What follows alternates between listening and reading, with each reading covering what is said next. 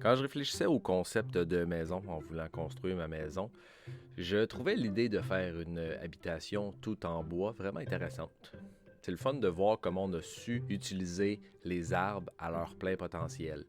On utilise les bouts de bois en 2 par 4, 2 par 6, 2 par quelque chose pour faire les montants qui tiennent la structure. On utilise des planches pour faire la finition à l'intérieur. On utilise du plywood pour faire soit les planchers ou les couvertures. J'aimais le concept de maison toute faite à partir de la forêt. Il y avait quelque chose de très poétique là-dedans. Et malgré les limitations du concept, j'avais envie de tendre vers cette idée-là. Je me disais donc que ma maison, elle serait composée principalement d'une double ossature, 2 murs de 2 par 3, 2 par 4, et que j'allais remplir l'espace entre ces 2 murs de cellulose. Pour l'intérieur, je me disais que j'allais prendre de la vieille planche et que j'allais simplement la chauler, boucher les craques avec de la chaux pour pas que l'air et l'humidité passent trop. Et pour le côté extérieur, habituellement, lorsqu'on fait une maison, oui, on a le revêtement, mais entre l'isolant et le revêtement, on met quand même une couche intermédiaire, qui est souvent un aspenite, recouvert d'un Tyvek.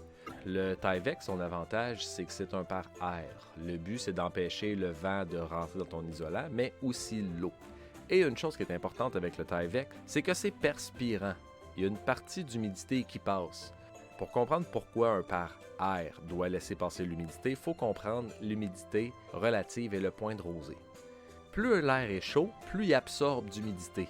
Parallèlement, plus il se refroidit, plus il perd d'humidité. C'est ce qui explique que l'air chaud qui monte dans les airs et qui se refroidit devient des nuages. C'est ce qui explique pourquoi quand on souffle sur une vitre, ça fait de la buée.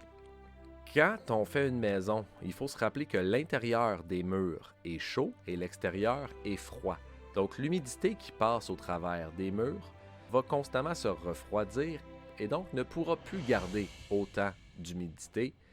Ainsi, à un certain point, ce qu'on appelle le point de rosée, l'eau de trop dans l'air devient liquide plutôt que elle doit être présente sous forme de vapeur et vous avez de la condensation qui se forme dans vos murs. C'est quelque chose qu'il faut absolument éviter.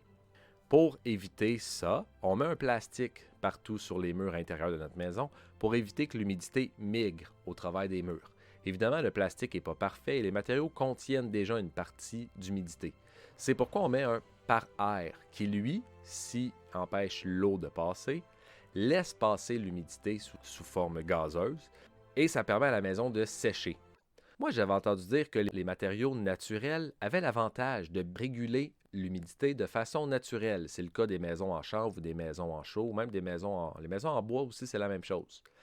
Les murs sont capables d'absorber une partie de l'humidité ou de la relâcher selon, c'est toujours un principe d'équilibre, du plus vers le moins ou du moins vers le plus. Donc moi, j'avais entendu ça et je trouvais ça vraiment cool, les maisons de paille. C'est ce qui se passe, on ne met pas de pare-vapeur dans les maisons de paille. L'humidité est capable de passer au travers du mur, est capable de se rendre dans la paille et aussi capable d'aller à l'extérieur et de sécher ou de rentrer. Donc, l'humidité peut se promener. On appelle ça une maison qui perspire. Et je trouvais le concept de la maison qui perspire vraiment cool. J'ai réfléchi un peu pourquoi je trouvais ça cool. Il n'y a pas vraiment de raison. Je trouvais que le concept était cool. Là. Franchement, c'était un peu juste ça. Mais heureusement, j'ai trouvé un site internet. C'est Ubacus. Et on peut faire son mur. Et il nous montre l'isolation, mais aussi comment l'humidité va passer au travers des murs. En ayant cet outil-là, j'ai fait mes murs comme je comptais les faire.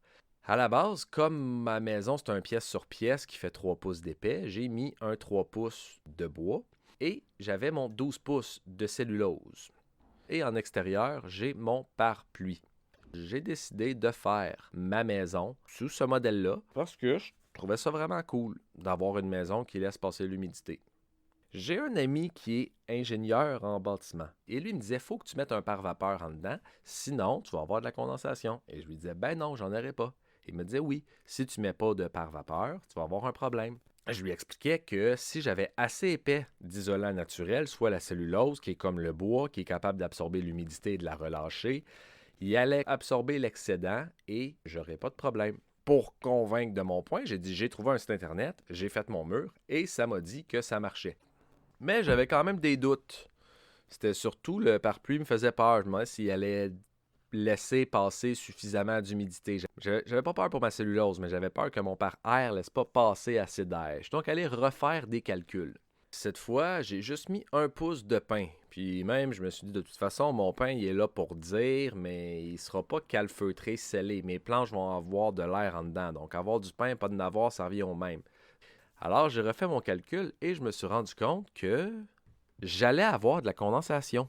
J'avais pas réalisé, mais le fait d'avoir 3 pouces de bois à l'intérieur, ça empêche la vapeur de rentrer dans la cellulose et ça l'empêche de la traverser pour éventuellement aller condenser. Ça veut donc dire que mon ami qui me disait « Faut que tu mettes un polythène à grandeur pour pas que l'humidité aille condenser dans tes murs », il avait raison. J'étais quand même un peu déçu parce que j'aimais vraiment mon concept de cellulose qui absorbe l'humidité et qui la relâche. Assez que je me suis demandé, mais peut-être que si j'avais mis encore plus de cellulose, il aurait pu absorber toute cette humidité-là. Et si je modifie mes calculs, je me rends compte qu'avec 24 pouces de cellulose, j'ai juste 1,4 kg d'eau au mètre cube qui condense.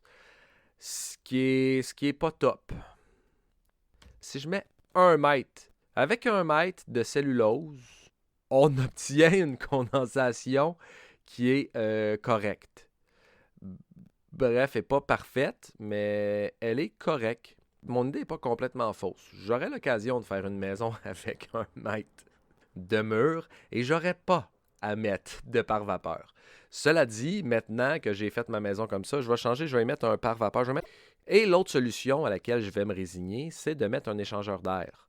J'aimais pas les échangeurs d'air parce que je me disais que, je sais pas pourquoi, là, souvent parce que c'est comme un ventilateur, puis il y a des tuyaux partout, puis je trouvais ça laid. Puis je trouvais que ça faisait maison moderne, je trouvais que ça faisait bungalow.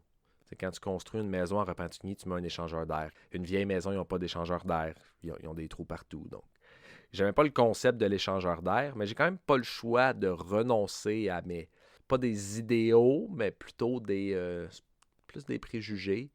J'ai quand même pas le choix de reconnaître que l'idée de prendre de l'air et de le cracher dehors pour en rentrer du neuf, c'est une bonne idée.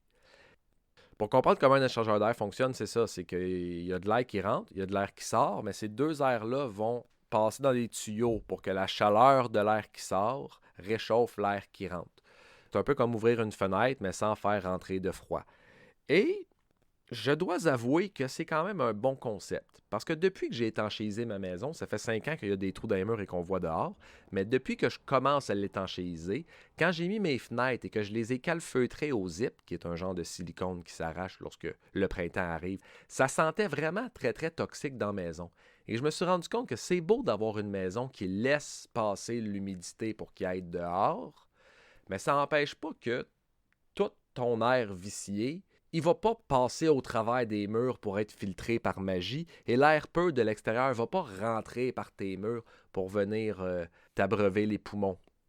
La morale de l'histoire, c'est juste que j'avais un beau concept qui était poétique et qui a un charme. Une maison tout en bois, éventuellement, j'aimerais beaucoup en construire une. Mais faut pas non plus garder ses idées. Faut pas rester accroché à ses idées à tout prix. Donc, sûrement que ma maison en bois, j'y mettrais un échangeur d'air parce qu'il n'y a pas encore de système de filtration par les murs qui existe. J'ai donc failli faire une gaffe, mais je ne l'ai pas faite. Et c'est tant mieux parce que c'est l'avantage de prendre 5 ans pour faire sa maison. C'est qu'on peut en cours de route changer avant que ce soit trop tard. On se revoit bientôt. Ça va bien quand même l'isolation. Je veux dire, c'est chiant, là. Il y a des choses, j'aurais dû faire les choses autrement, mais ça avance.